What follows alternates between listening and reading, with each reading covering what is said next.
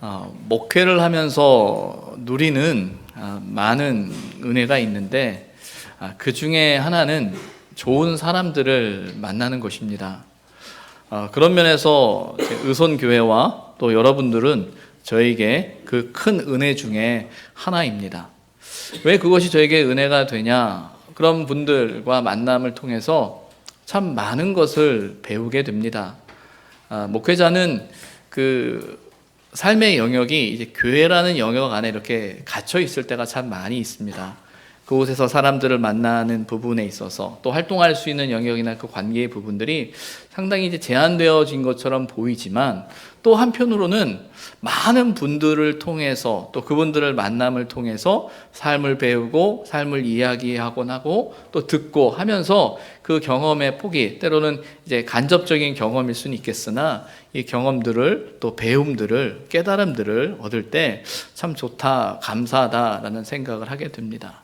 또한 이제 좋은 이제 목사님들을 만남을 통해서 또 그 목사님들을 통해 또 배우게 되고 깨닫게 되는데 예전에도 잠깐 말씀드린 것처럼 저에게는 이제 그런 여러 목사님들이 계신데 그 중에 한 분이 이제 방질 목사님이라는 분이십니다. 전에도 잠깐 말씀드린 것처럼 그분은 제가 그 영등포교회 처음 부임했을 때 제 역할 중에 하나가 그 방질 목사님을 모시는 일이었었습니다. 기념사업회라는 것을 하면서 그때가 2003년도였었는데 그때부터 이제 모시기 시작하고 또 영등포교회에 있을 때 섬기면서 박 목사님께서 이제 2014년에 이제 하나님의 부르심을 받으셨는데 그 때가 이제 104세였었죠. 그래서 그때까지 이제 교제하면서 이제 배우고 또 이렇게 했던 기억들이 저에게는 참 감사한 기억으로 있습니다. 근데 사실 그 목사님을 모실 때 이제 그때 막 가서 저도 이제 막 목사 안수를 받았었거든요. 근데 목사는 목사인데 같은 목사가 아니더라고요. 그분은 이제 100세를 바라보시는, 어떻게 보면 목회만 60년 가까이 이렇게 하셨던 어르신 목사였었고, 저는 이제 막 목사죠. 말은 목사인데 목사가 달라요. 다른 목사입니다. 근데 참 이제 많은 것들을 이제 보고 배우고 경험했었고, 그래서 어떤 면에서는 제 기억에는 이런 동시대에 그 목사님과 함께 이렇게 있었다라는 것만으로도 제게는 참 좋은 기억이었고 감사한 은혜였는데, 제가 하는 일들 중에 하나는 무엇이었냐면 목사님이 그 자료를 참 많이 모으셨어요. 그래서 당신이 평생 살아가시면서 교회에 관련된 자료, 목회에 관련된 자료들이 너무나 많았거든요. 그래서 그런 일들을 모으면서 그분의 쓰신 책이나 글이나 이제 일들을 정리하는 거였는데, 박 목사님께서는 그 창세기 1장 1절부터 요한계시록 22장 21절까지의 말씀 책 전체를 한 장 말씀을 다 설교로 만드시고 성경 공부를 이렇게 쭉 하셨던 분이에요. 그러니 그 평생 그렇게 성경을 가르치시고 설교하시고 하시면서 얼마나 많은 설교와 내용들이 있겠습니까? 근데 제가 목사님을 처음 뵙고 그때가 목사님의 연세가 이제 92 정도 되셨던 기억인 것 같아요. 근데 그때부터 제 기억 속에 목사님의 그 설교의 본문은 어디였냐면 레위기 아니면 아가서였어요. 레위기 아니면 아가서. 근데 저도 이렇게 설교를 하지만 목회자에게 있어서 어떤 본문은 설교하기가 쉽고 어떤 본문은 설교하기 어렵다라고 한다는 것 자체가 하나님의 말씀 앞에서 참 이렇게 표현하기가 적절치 않을 수도 있으나, 사실은 레위기나 아가서의 말씀은 참 어려운 말씀이에요. 어쩌다 한번 가끔 그 레위기의 어떤 말씀을 가지고 이렇게 설교하고 아가서의 말씀을 이렇게 설교할 수는 있겠는데, 그걸 강해로 설교하고 쭉 하는 거는 어떤 면에서는 신앙적인 깊은 내공이 있어야 돼요. 단지 내용의 설명, 이해의 전달이 아니라 깊은 삶의 고백 속에서 묻어나는 그것이 있어야 되거든요. 그래서 근데 그 목사님께서는 이게 마지막 돌아가실 때까지 늘 이렇게 설교를 부탁하거나 설교를 하시면 그 본문을 가지고, 그것도 본문도 길지 않아요. 정말 짧은 본문을 가지고 이렇게 말씀을 하시는데, 어찌 보면 이야기가 아니라 깊은 신앙의 고백이 그의 설교 속에서 이렇게 묻어나는 것을 경험을 했었습니다.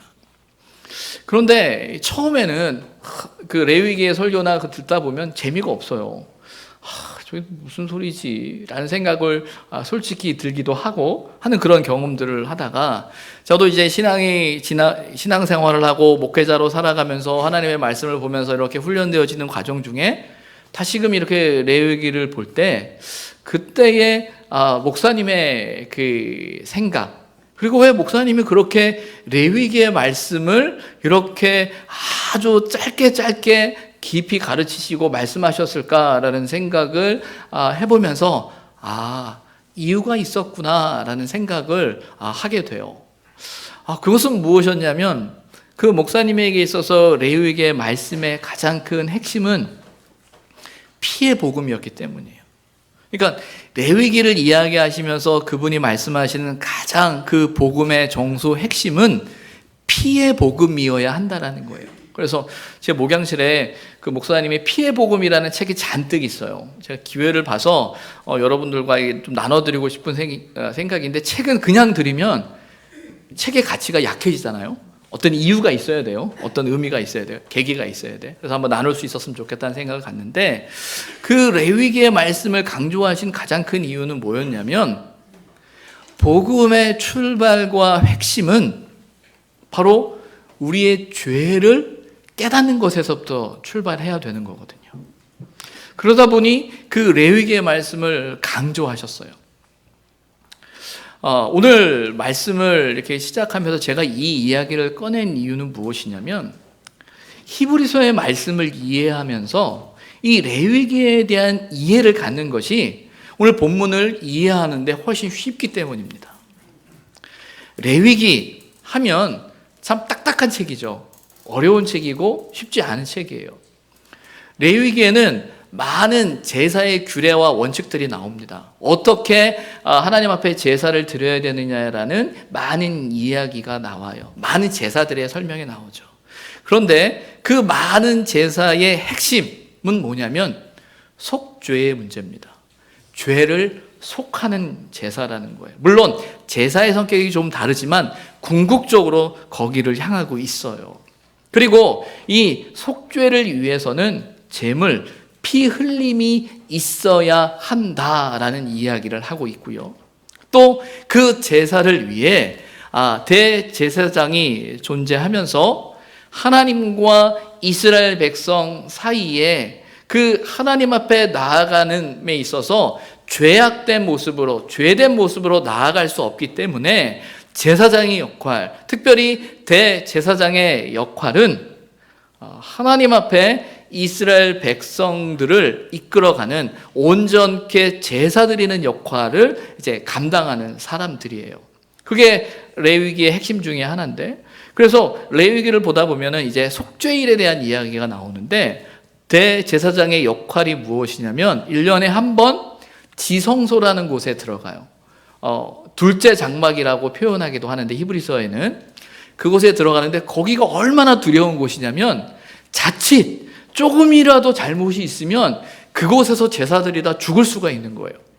그래서 그 두려움을 가지고 그 대속죄일, 속죄에 대한 제사를 드리면서 하나님과 이스라엘 백성의 그 관계를 이끌어가는 일을 하는 것이 대제사장의 모습으로 표현되어지고 있습니다. 그리고 그 대제사장, 첫 번째 대제사장이 누구냐면 아론이죠. 그게 레위기의 어떤 면에서는 핵심이에요. 그런데 오늘 히브리서 기자는 무엇을 이야기하냐면, 그 아론 대제사장의 역할을 누가 했느냐? 바로 예수님께서 하셨다라는 말로 이야기하고 있는 거예요. 그래서 히브리서의 핵심 중에 하나는 예수님에 대한 이야기를 할 때 예수님이 대제사장이시다라는 이야기가 히브리서 기자의 히브리서의 핵심적인 주제 중에 하나입니다. 그래서 히브리서 2장 17절에 보면 그는 이렇게 이야기를 해요. 그러므로 그가 범사의 형제들과 같이 되심이 마땅하도다. 이는 하나님의 일에 자비하고 신실한 대제사장이 되어 백성의 죄를 속량하려 하심이라. 예수님께서 신실한 대제사장이 되셔서 백성들의 죄를 속량하시는 분이다라고 히브리서 기자는 구약에 나오는 그 의미를 그 예수님께 적용해서 설명하고 있는 거예요. 그래서 히브리서 3장 1절 말씀인데 우리가 잘 아는 말씀이에요. 제가 읽어드리겠습니다. 그러므로 함께 하늘에 부르심을 받은 거룩한 형제들아, 우리가 믿는 도리의 사도이시며 대제사장이신 예수를 깊이 생각하라. 예수님을 깊이 생각할 때 그 생각 중에 하나는 무엇이냐면 예수님이 대제사장의 역할을 감당하셨다. 우리의 죄를 속량하시는 역할을 감당하셨다라고 강조하고 있어요. 그래서 그의 결론이 뭐냐면 히브리서 10장 19절에 나오는데, 그러므로 형제들아, 우리가 예수의 피를 힘입어 성소에 들어갈 담력을 얻었다. 그의 대제사장적인 사역과 역할을 통해, 그의 피 흘리심을 통해 이제 우리는 그 두렵고 떨리는 성소에 들어갈 수 있는 담력을 갖게 되었다라고 하면서 예수 그리스도의 사역을 설명하고 있는 게 히브리서예요. 그리고 오늘 우리가 읽은 이 본문은요, 그러면 어떻게 예수님께서 그 대제사장의 역할을 감당하셨느냐를 이야기하고 있다는 것이죠. 한마디로 말하면 그 대제사장의 역할의 그 핵심은 순종이었습니다. 순종. 그 순종이라는 것은 본문 5절에도 나오는데, 오직 말씀하신 이가 그에게 이르셨다라는 그 속에서 말씀하신 이 하나님께서 예수님께 말씀하신 거예요.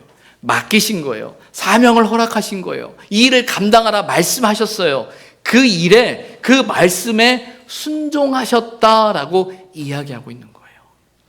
그러면서 오늘 본문 8절에 보게 되면, 여러분 본문을 한번 보시겠습니까? 8절의 말씀 우리가 좀 같이 읽었으면 좋겠어요. 5장 8절입니다. 함께 읽습니다. 그가 아들이시면서도 받으신 고난으로 순종함을 배워서라고 되어 있어요. 오늘 말씀의 제목이기도 합니다. 고난으로 순종함을 배워서. 그가, 예수님께서 하나님의 말씀에 순종하여 맡겨진 사명, 대제사장의 역할을 감당하셨는데 어떻게 하셨느냐? 고난으로 순종함을 배우셨다라고 되어져 있습니다. 그러면서 본문에 이야기하기가 하는 것이 그가 아들이면서도 받으신 고난으로, 그가 아들, 하나님의 아들이셨음에도 불구하고 고난으로 순종함을 배워서 그 일을 감당하셨다라는 거예요. 감당하셨다라는 거예요. 여기서 순종함을 배웠다, 이 배우다라는 단어, 누가 뭘 배웠다라는 겁니까? 이 배움 누가 배웠다라는 거예요? 예수님께서 배우셨다라는 거예요. 예수님은 하나님의 아들이셨습니다. 하나님의 아들이시고 하나님이십니다. 전지전능하신 분이에요. 완전한 분이세요. 그런데 그분이 배우셨대요. 그래서 이 배우셨다라는 이 단어는 상당히 의미심장한 단어예요. 의미심장한 단어라는 거예요. 이 배우다라는 이 단어는요, 어떤 면에서 훈련이나 어떤 습관을 통해서 만들어진 경험을 의미하기도 합니다.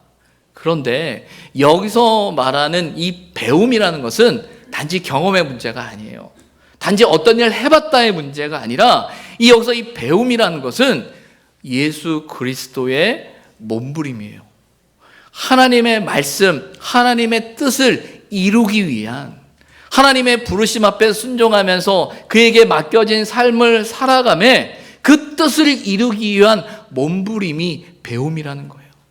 그래서 어떤 면에서는 고난으로 순종함을 배웠다라고 하면서, 그 순종함이 이 고난의 앞에 순종하는 것, 그리고 고난이라고 이야기하면 그리스도께서 당하신 십자가의 고난, 고통, 아픔에 우리가 관심을 두고 집중을 하지만, 그 앞선 그 고난은 무엇이냐면 하나님의 뜻 앞에 몸부림치는 한 신앙인의 모습이 나타난다라는 거예요.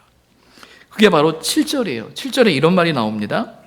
그는 육체에 계실 때 자기를 죽음에서 능히 구원하실 이에게 심한 통곡과 눈물로 간구와 소원을 올렸다라고 되어 있어요. 예수님이 어떻게 하셨다고요? 심한 통곡과 눈물로 간구와 소원을 올렸대요. 하나님 앞에 하나님의 아들이신 그분께서 심한 통곡으로 또 눈물로 하나님 앞에 간구와 소원을 올렸다라는 거예요. 그 통곡, 그 간구의 주제가 무엇이었을까요? 하나님, 이거 꼭 해주셔야 됩니다. 이 문제 해결해 주셔야 되고요. 이 병 나아야 되고요. 내가 이런 어려움이 있는데 이걸 해결해 주십시오. 라는 것이 그의 통곡과 간구였을까요? 물론 예수님의 그 사역 속에 그런 모습도 나옵니다. 그러나 예수님께서 몸부림치셨던 그 통곡과 간구의 핵심은 무엇이냐면 자신이 가야 할 그 하나님의 뜻을 깨달아 알고 그 뜻을 이루기 위한 그 순종의 자리를 향한 몸부림이 거기 있었다라는 거예요. 이 본문의 말씀을 이렇게 보면서 생각합니다. 그래, 예수님께서도 그 고난이라는 과정을 통하여 하나님 앞에, 하나님의 뜻 앞에 순종하려는 몸부림이 있었구나라는 거예요. 단지 죽음을 경험하는, 이 죽어야만 산다는 어떤 그런 단순한 논리 속에서가 아니라 정말 간절한 몸부림이 그 예수님의 삶 속에 있었다라는 거예요. 그러니 히브리서 기자는 고난으로 순종함을 배웠다라는 겁니다.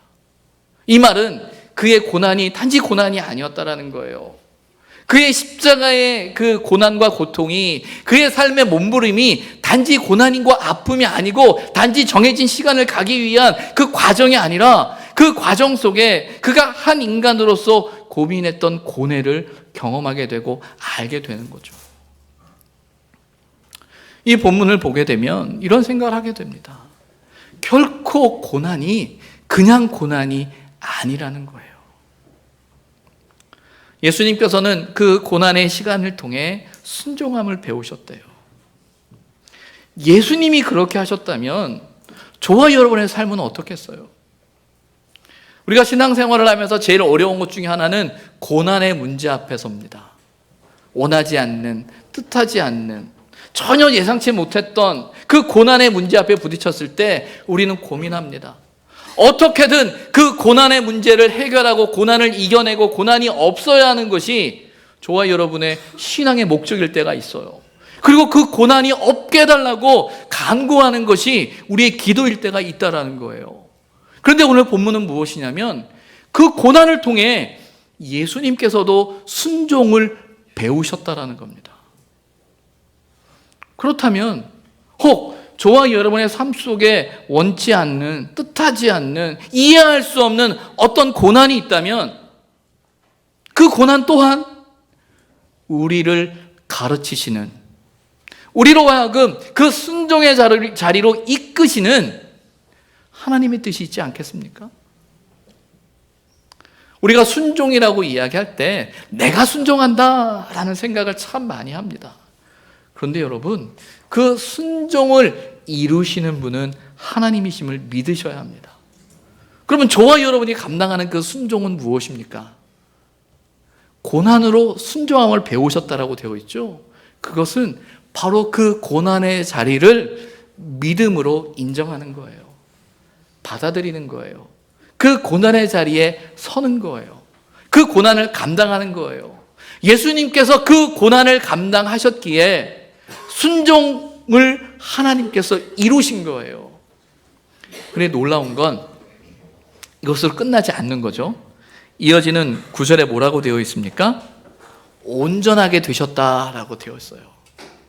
고난으로 순종함을 배워서 하나님의 뜻을 온전히 이루었다라는 것이죠. 그런데 이것으로 끝나지 않습니다. 자기에게 순종하는 모든 자에게 영원한 구원의 근원이 되셨다라고 말하고 있어요. 이 말은 무엇입니까? 순종함을 통하여 하나님의 뜻을 이루신 그 분을 우리가 순종할 때 어떻게 돼요? 그분이 우리의 영원한 구원의 근원이 되신다라는 말이에요.